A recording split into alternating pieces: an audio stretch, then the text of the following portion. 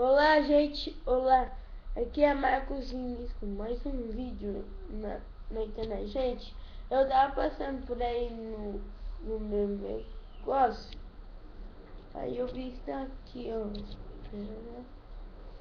daqui, ó, gente, casa, eu nem olhei ela ainda, uma casa muito esquisita, o que vocês acham?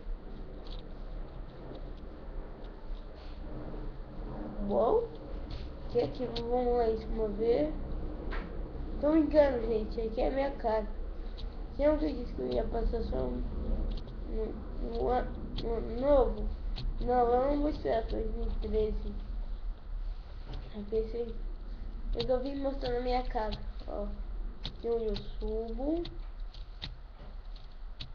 Aqui é meu porão, eu vou guardar minhas coisas. Eu acabei de fazer a casa. Ó, volte aí que minha casa ficou bonita. Sim ou não? Ó, aí. Droga.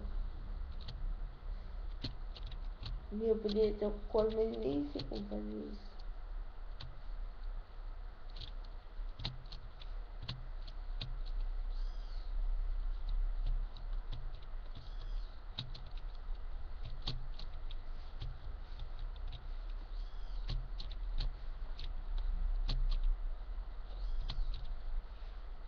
Realmente a minha casa. Gente, a minha última casa que eu fiz do vídeo foi mesmo destruída por um creeper. Ó aqui, ó.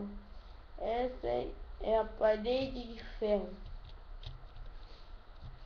Essa é a parede, o símbolo da minha nação. Ah, vamos uma coisa, vou te mostrar.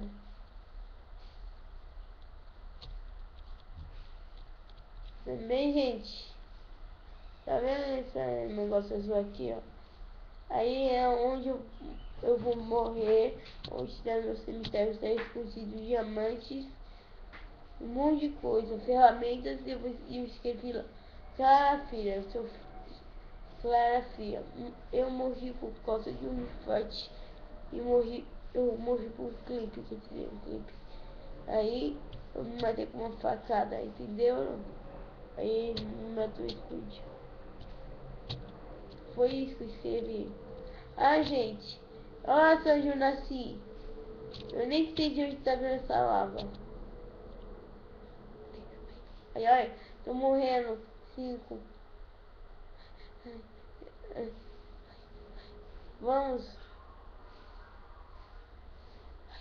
Ai, ai, meu corpo. Ai, ai. Ah, a minha casa. Eu fiz o porão porque eu vou guardar minhas coisas. Tem um monte de coisa lá, entenderam?